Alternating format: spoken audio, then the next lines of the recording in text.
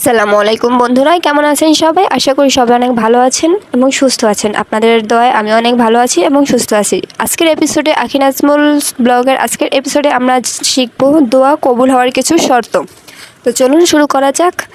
প্রথমে রয়েছে হারাম খাদ্য ও পোশাক থেকে নিজেকে বিরত রাখতে হবে, হারাম উপার্জন থেকে নিজেকে বিরত রাখতে হবে, সুর করে দোয়া পাঠ করা থেকে বিরত থাকতে হবে, ছন্দবদ্ধ দোয়া থেকে বিরত থাকতে হবে, অন্তর থেকে দোয়া পাঠ করতে হবে, দোয়ার ফলাফল লাভের জন্য তাড়াহুড়া না করা, সুখ দুঃখ সর্ব অবস্থায় দোয়া করার সুফল জানবো এবং আরও জানবো যাদের দোয়া আল্লাহ কবুল করেন।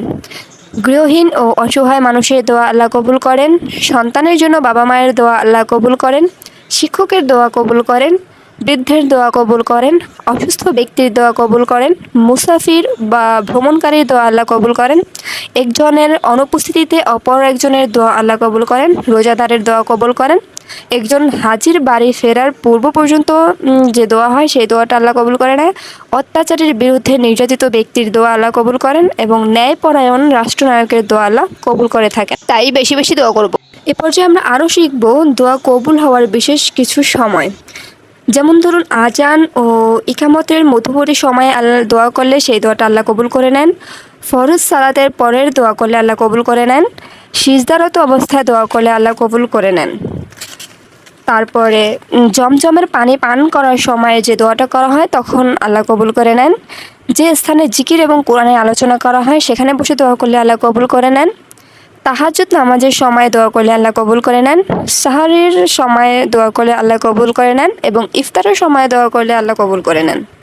আরও আছে, প্রতি শুক্রবার এবং শনিবার আসর নামাজ শেষে মাগরিব নামাজের আগ পর্যন্ত যে দোয়াটা করা হয় সে দোয়াটা আল্লাহ কবুল করে নেন।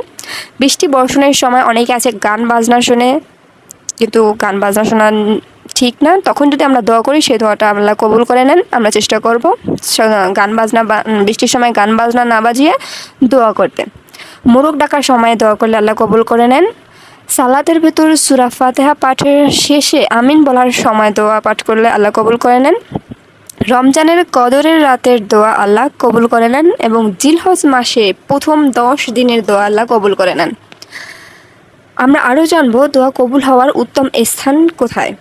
দোয়া কবুল হওয়ার উত্তম স্থান হচ্ছে কাবাঘরের ভেতরে দোয়া করলে, কাবাঘরে তাওয়াফ করার সময় দোয়া করা, সাফা পাহাড়ের উপর দোয়া করা, মারওয়া পাহাড়ের উপর দোয়া করা, সাফা ও মারওয়ার মধ্যবর্তী স্থানে দোয়া করা, আরাফাতের দিন আরাফার ময়দানে দোয়া করা, মুজদালিফায় মাশআরুল হারাম নামক জায়গায় দোয়া করা, হজের সময় 11 এবং 12 জিলহজ তারিখে ছোট জামারায় পাথর নিক্ষেপের পর দোয়া করা আল্লাহ কবুল করে নেন। কুরআন ও হাদিসের অসংখ্য দোয়া আছে, সবগুলো নিয়মিত পাঠ করা কঠিন, তাই যে সমস্ত দোয়ার ফজিলত বা মর্যাদা কোরআন ও হাদিসে খুবই গুরুত্বপূর্ণ, কেবলমাত্র সেগুলোই আমরা আজকের ভিডিওতে আপনাদেরকে জানানোর বা শেয়ার করার চেষ্টা করেছি। অবশ্যই আপনারা এখান থেকে শিখবেন এবং নিয়মিত আমল করার চেষ্টা করবেন। তো আজকের আয়োজন এ পর্যন্তই। সে পর্যন্ত সবাই ভালো থাকবেন, সুস্থ থাকবেন। আল্লাহ হাফেজ। আসসালামু আলাইকুম ওয়া রাহমাতুল্লাহি ওয়া বারাকাতুহু।